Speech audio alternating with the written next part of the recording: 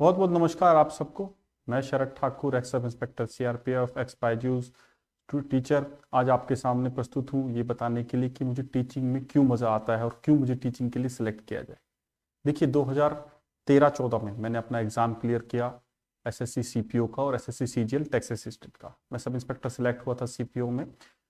उस दौरान जब मेरा सिलेक्शन हो गया, उससे पहले मैं हंसराज एकेडमी मुखर्जी नगर में पढ़ता था। तो हंसराज, जब मेरा सिलेबस पूरा हो गया, मेरा एग्जाम क्लियर हो गया, तो मैंने हंसराज सर ने मुझसे कहा कि आप चाहो तो यहाँ पर पढ़ा सकते हैं, डाउट सेल में बैठ सकते हैं, क्योंकि आपकी सारी क्वालिफिकेशन क्लियर है, एग्जाम भी क्लियर है। मैंने कहा ठीक है सर। 2010 में मैंने बीटेक इन्फॉर्मेशन टेक्नोलॉजी में किया था, तो मेरे कमांड सब मैथ पे पहले से थोड़ी अच्छी थी। उसके बाद मैंने यूपीएससी की भी तैयारी की, एक अटेम्प्ट दिया, फिर सीसेट में बड़ा इंटरेस्ट बना और मैं एसएससी सीजीएल और सीपीओ की तरफ आ गया, क्योंकि मैथ रीजनिंग मेरा थोड़ा स्ट्रॉन्ग था।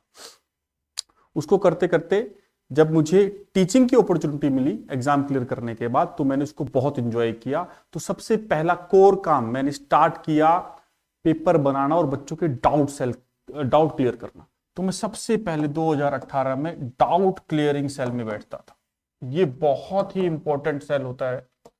मेरे ख्याल से कोई भी व्यक्ति अगर टीचर बनना चाहता है तो डाउट क्लियरिंग में जरूर बैठे, ये उसका बिल्डिंग ब्लॉक होगा। क्योंकि डाउट में क्या होता है, आपको ट्रिग्नोमेट्री का भी कोई क्वेश्चन लेके आएगा, ज्योमेट्री का भी कोई क्वेश्चन लेके आएगा, अर्थमेटिक का भी कोई क्वेश्चन लेके आएगा, कोई लिमिट नहीं है। सडनली आपके ऊपर बहुत ज्यादा प्रेशर आ सकता है, तो उसको हैंडल करना बहुत ही कठिन था। लगभग 6 महीने मैंने ये काम किया हंसराज एकेडमी मुखर्जी नगर में, ज्वाइनिंग से पहले, सीपीओ की ज्वाइनिंग से पहले। साथ साथ हम वीकेंड पर, ये 2013 की कहानी मैं आप लोगों को बता रहा हूँ, वीकेंड पर टेस्ट होता था, तो हम टेस्ट भी हम ही बनाते थे। हम दो लोग थे, टेस्ट भी बनाते थे और सॉल्यूशन भी बनाते थे। तो इस तरीके से डाउट सोल्व करना और टेस्ट बनाना और क्विज बनाना हमारी बिगिनिंग हुई एज ए टीचर के रूप में। उसके अलावा क्योंकि बच्चों कई बार बेस वीक होता था, तो हंसराज सर खुद कहते थे कि आपको अगर बेस क्लियर करना है तो डाउट सेल पे जाके जो टीचर बैठे हैं उनसे हेल्प लीजिए। तो हमें वहां पढ़ाना भी आया, तो वहां पे बेसिक से टीचिंग करनी भी आई। तो अब देखिए कितनी अच्छी हमारी ट्रेनिंग हुई कि बेसिक से बच्चों को टीचिंग करनी पड़ती थी, और डाउट क्लियरिंग सेल में बैठते थे तो बड़े बड़े बढ़िया सिग्निफिकेंट डाउट क्लियर करने पड़ते थे, और उसके अलावा हमें टेस्ट बनाने पड़ते थे। अब 2013 से कहानी स्टार्ट हुई, 2014 में मैंने ज्वाइन कर लिया। 2013 के एंड में आते आते फिर ज्वाइनिंग आ गई, फिर 14 में मैंने ज्वाइन किया और लगभग 1 साल मैंने जॉब की और फिर उसको छोड़ दिया मैंने। क्योंकि टीचिंग में जो मजा मुझे आ रहा था, मुझे लगा कि टीचिंग में मेरा मस्तिष्क बेटर काम करता है, मैं सोसाइटी के लिए ज्यादा अच्छा एफिशिएंटली काम कर पाऊंगा। 14-15 से मैंने दोबारा टीचिंग करनी स्टार्ट की। अब मुझे प्रॉपर एज ए टीचर का काम मिला। A to Z एकेडमी है दिल्ली के अंदर ही, नरेला में, जहां मैं रहता हूँ, वहां पर मुझे काम मिला। कंटिन्यूसली मैं यहाँ काम करता रहा। फिर उसके बाद कुछ छोटे, क्योंकि एक इंस्टीट्यूट से काम नहीं चलता था, अर्निंग भी करनी थी, तो उसके बाद 16 में आते आते, 14 से 16 तक मैं यहाँ पढ़ाता रहा। 16 में आते आते मैंने मुखर्जी नगर में एंटर किया। पहले मैं डाउट सेल में बैठता था वहां पे हंसराज एकेडमी। अब 2016 के बाद मैं मुखर्जी नगर में सीजीएस इंस्टीट्यूट पे ज्वाइन किया। अब देखिए मुझे यहाँ पे सीजीएस इंस्टीट्यूट में पढ़ाने का मौका मिल रहा था डीएसएसबी के स्टूडेंट्स को, तो मेरी टीचर्स को ट्रेन करने की एबिलिटी और एनहांस हुई वहां। ठीक, हालांकि मैथ रीजनिंग दोनों वहीं पढ़ाता था मैं। उसके बाद अनअकैडमी मैंने ज्वाइन किया। तो ऑनलाइन प्लेटफॉर्म जब स्टार्ट हुआ था, रोमन सैनी डायरेक्टली कॉल करता था, Roman Saini sir directly call करते थे और टीचर्स को हायर करते थे। तो मैं बहुत अर्ली स्टेज में 2018 के आसपास अनअकैडमी पे था, कंटिन्यूसली वहां पढ़ाता रहा। फिर उसके बाद ये ऑनलाइन मेरा प्लेटफॉर्म था और ये ऑफलाइन प्लेटफॉर्म था, और यहाँ पर भी ऑनलाइन भी मैं पढ़ाता रहता था। ठीक, ऑनलाइन ऑफलाइन दोनों क्लासेस होती थी। अनफॉर्चुनेटली सीजीएस उस टाइम थोड़ा ट्रबल में गया। फिर उसके बाद अनअकैडमी में हम पढ़ाते रहे। फिर हमारा एक यूरेका इंस्टीट्यूट भी है मुखर्जी नगर में, मैंने उस पर पढ़ाया। कंटिन्यूसली दो इंस्टीट्यूट में मैं पढ़ाता था। तो टीचिंग में एसएससी के स्टूडेंट पढ़ा लिए, टीचिंग के स्टूडेंट पढ़ा दिए, सीटेट डीएसएसबी वगैरह के। अब मुझे मौका मिला बीकन आईएएस एकेडमी में, ये मॉडल टाउन में है, सीसेट के स्टूडेंट्स को पढ़ाने का, जो कि मेरे लिए बहुत ही अमेजिंग एक्सपीरियंस रहा। और बीकन के थ्रू मुझे कॉलेजेस में भी पढ़ाने का मौका मिला। दिल्ली यूनिवर्सिटी के कॉलेजेस जैसे Hansraj academy, Hansraj college Delhi university, यहां पर भी मैंने पढ़ाया। श्रद्धानंद कॉलेज दिल्ली यूनिवर्सिटी, मैंने यहां पे भी पढ़ाया। तो स्टूडेंट को हैंडल करने की एबिलिटी, उनके डाउट सोल्व करने की एबिलिटी, कैसा पेपर बनाना उसके एबिलिटी, हर एज का स्टूडेंट, हर टाइप का स्टूडेंट पढ़ाने का मौका मुझे मिला। क्योंकि एसएससी में थोड़ा सा अलग माइंडसेट का बच्चा आता है, सीसेट में तो अलग ही माइंडसेट का बच्चा आता है, और कॉलेज में तो अलग ही माइंडसेट का बच्चा आता है। तो डिफरेंट टाइप के स्टूडेंट को पढ़ाने का मुझे मौका मिला, तो मेरी कैपेसिटी और एनहांस हुई, क्लास को हैंडल करने की एबिलिटी और एनहांस हुई। क्योंकि सीटेट और डीएसएसबी में मुख्य रूप से लड़कियां होती थी, तो वहां पे थोड़ा केयरफुल रहने की भी एबिलिटी बनी। आप समझ सकते हैं ना, जो क्रैक करते हुए, एसएससी में अलग टाइप का बच्चा होता है, तो वहां पे जो क्रैक करते हुए, उन्हें हैंडल करते हुए किस टाइप के एग्जाम्पल देने हैं, उसके लिए मुझे बहुत प्रिपेयर करना पड़ा और अलग लेवल की पढ़ाई करनी पड़ी सीसेट के लिए। क्योंकि सीसेट इतना कठिन तो नहीं था, लेकिन एप्लीकेशन बेस्ड क्वेश्चन आते थे और यूपीएससी के बच्चों का लेवल थोड़ा अलग होता है।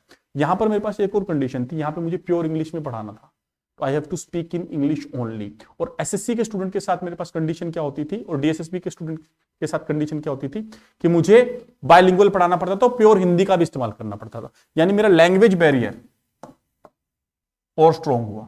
तो लैंग्वेज में कोई इशू नहीं रहा, सब्जेक्ट मेरा अच्छा था ही, क्योंकि मैंने एग्जाम भी क्लियर किया था, डाउट में बैठता था, पेपर बनाता था, तो लैंग्वेज बैरियर भी क्लियर हुआ। हर एज के बच्चे में पढ़ा रहा था, तो हर एज के बच्चे में पढ़ा रहा था, क्योंकि सीसेट में ग्रेजुएट बच्चा होता था, एसएससी में 12th बेस्ड बच्चा होता था, और जब डीएसएसबी यूरेका इंस्टीट्यूट में और सीजीएसबी में पढ़ाता था, डीएसएसबी सीटेट में काफी एज्ड लड़कियां भी आती थी, मैरिड भी होती, तो उनको पढ़ाने का भी एक्सपीरियंस हुआ। तो हर लिहाज से एक टीचर को जो मैक्सिमम पॉलिश होनी चाहिए वो मेरी होती गई।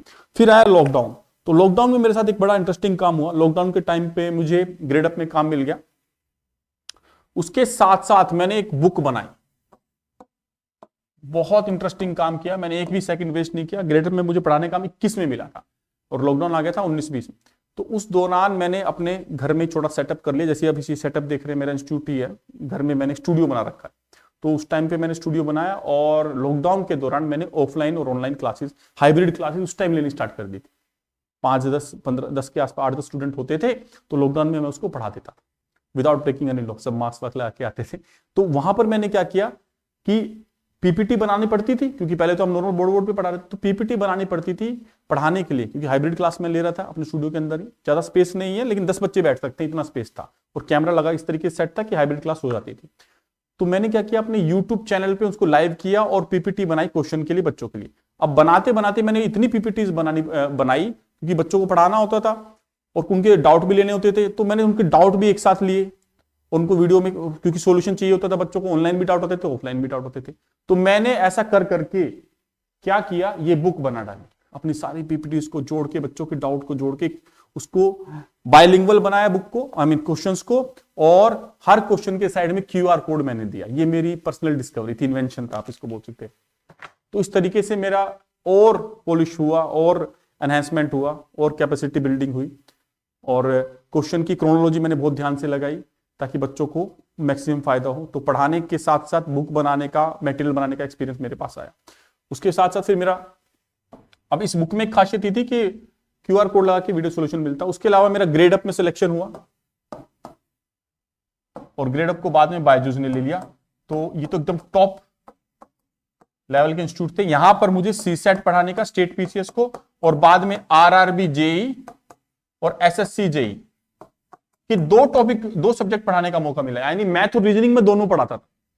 तो टेक्निकली अभी आप देख सकते हैं, मैथ भी मैं पढ़ा रहा हूं यहां पर, और आरआरबी जेई का मैथ और रीजनिंग दोनों, और सीसेट तो मैं मैथ रीजनिंग पढ़ा ही रहा था। तो अलग ही लेवल की कैपेसिटी बिल्डिंग मेरी होती गई, सब्जेक्ट और पॉलिश होते हो गया, अलग अलग लेवल के स्टूडेंट पढ़ा रहा हूं, डिफरेंट कैटेगरी को पढ़ा रहा हूं। अब आप देख सकते हैं एसएससी सीजीएल, हाँ बीच में बताना भूल गया, 19 के आसपास, 19, 20, 21, 3 साल ग्रेडअप में आने से पहले और ग्रेडअप के साथ साथ भी मैं मुखर्जी नगर में पैरामाउंट पे पढ़ाता था, ऑफलाइन क्लासेस लेता था।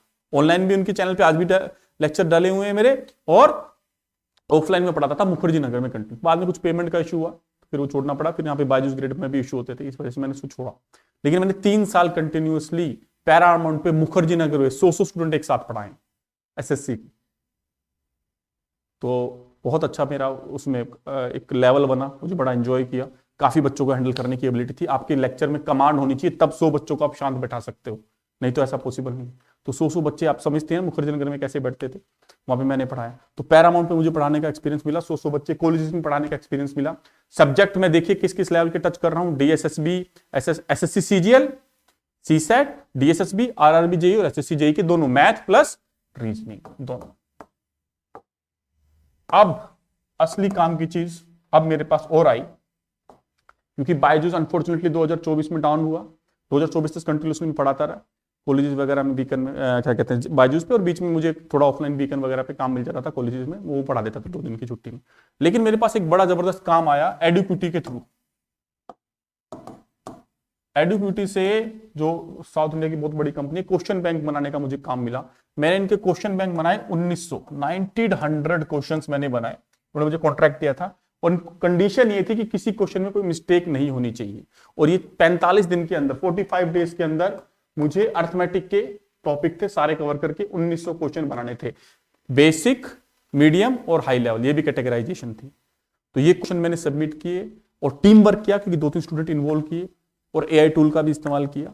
तो ये सब करके मैंने उनको क्वेश्चन सबमिट किए, और अमेजिंग बात ये रही, मेरे किसी क्वेश्चन में कोई एरर नहीं है। हमारा टीम वर्क था, तो मेरे स्टूडेंट का भी उसमें काफी सिग्निफिकेंट हाथ था। क्वेश्चन मैं बनाता था, फिर मैं उनको देता था प्रूफ रीडिंग करने के लिए, तो वो भी मेरी कैपेसिटी बिल्ड हुई। तो ओवरऑल फिर चाणक्य आईएएस में मुझे पढ़ाने का मौका मिला ऑफलाइन। तो ओवरऑल पढ़ाने में मुझे जो आनंद मिलता है, जो आत्मीय सुख मिलता है, उसने मुझे हमेशा पुश किया और मैंने बहुत एंजॉय किया। मेरे पढ़े हुए स्टूडेंट काफी सिलेक्ट भी हुए, एक आईपीएस भी है, टीचिंग में तो बहुत सारे हैं, एसएससी में भी बहुत सारे स्टूडेंट हैं, ये डिफेंस मिनिस्ट्री में भी।